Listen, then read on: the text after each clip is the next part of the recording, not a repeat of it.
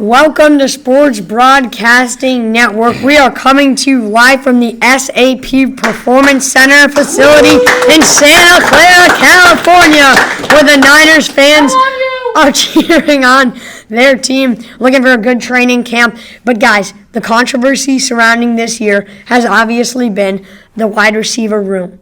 There's been trade requests. Where do we think? Will there be any big trades? And do we think the offense can manage itself if one or maybe two of the stars are gone? I'll go to you, Chase. Well, to me, I think that this is all complete nonsense. Brandon Aiyuk is not going anywhere. Now, I know he said he's requested a trade. Lamar Jackson's requested a trade. I mean, we've seen many things like this in the past. We've seen contract controversies. The Dak Prescott controversy many years ago that we're now going to face again next year. But, look, I guess what I'm saying here is there's always some sort of controversy with trade rumors.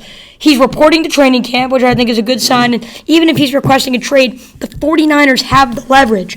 Not many teams right now are really looking for a cocky star who, and honestly, how much of a star is he? We don't know. We really don't know how good he is, considering how much offensive talent he's had around him. Right, so, outside of that system. Right, so to me, I think the Niners won't really get much for him, and eventually Aiyuk is going to have to settle for what the Niners want to give him if he wants to play football, and holding out is not a good idea. Just ask Calvin Ridley and not Calvin Ridley, but ask Le'Veon Bell how that goes. So to me, I don't see Brandon Aiyuk going anywhere. I see him right here in the training facility and doing good things in San Francisco. All right, Connor, I know you have different thoughts on this. Where do you think he might be on the move to? Who do you think he might get dealt to? You know, right now I'm kind of with Chase in some sort of manner. I do not think he will be dealt despite that trade request. Like Chase said, they do have the leverage. He still has 1 year left on that rookie deal before he has to get paid. But if I had to pick a team that he get dealt to, I really think it's the New England Patriots.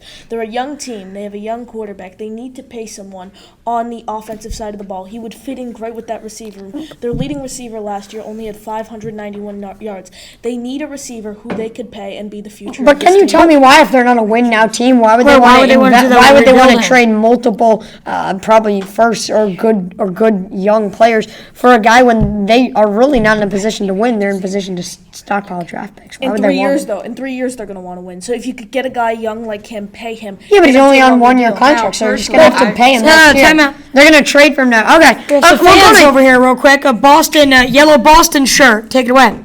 Yes. So I know you kind of mentioned that, but you don't think he's going to get traded. If he stays with the Niners and Deebo Samuel stays with the Niners, do both of them leave? Matt, talk to him. I mean, I think I actually don't have Aiyuk staying with the Niners. I just want to get that across to kind of talk about your question. And I think if Aiyuk leaves, I think Deebo's going to stay. I don't think they necessarily have as many issues with Deebo right now, and I think he's working better with the team. I have Aiyuk going to the Kansas City Chiefs. I mean, we look at the Chiefs' receiver core. Kelsey's getting older. Ladd McConkey's unexperienced, and we don't know exactly what's going on with Rashee Rice right now.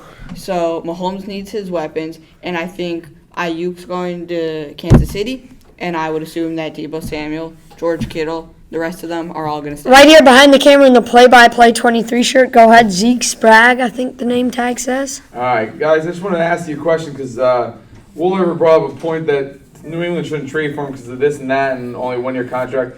Do you really think whatever team would actually trade for him would actually only have him on a half a year deal? I would expect the team whoever trades for him to have their contract ready to be signed for him for an extension. Yeah, well, I want to go to Connor here because this is his point. You want to answer that? Yeah, that's the whole reason Aiyuk requested a trade. He doesn't want to go into a year with just 1 year left on that deal. He wants a lucrative extension. So yeah, I think the team that is signing up and willing to trade for him is due for a lucrative extension for Aiyuk. Okay, Chase.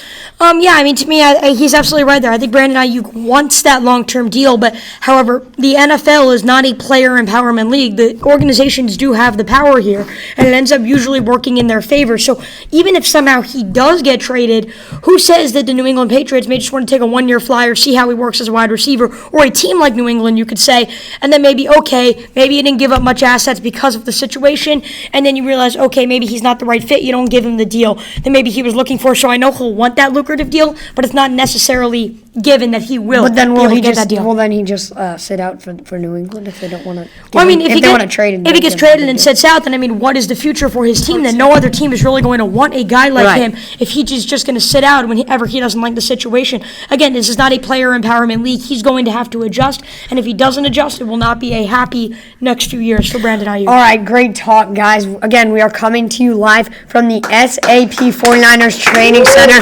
This segment was brought to you by MLW. Catch the best wiffle ball action on the internet on the MLW YouTube page and all of their social media pages. Also, they have a Summer of Stadiums tour, which is headed to many major and minor league ballparks around the country. And look for play-by-plays, call of the days after the first game of every series video posted on their YouTube. For Connor Long, Chase Coburn, and Matthew Heiserman, I am your host, Joshua Williver, signing off until next time.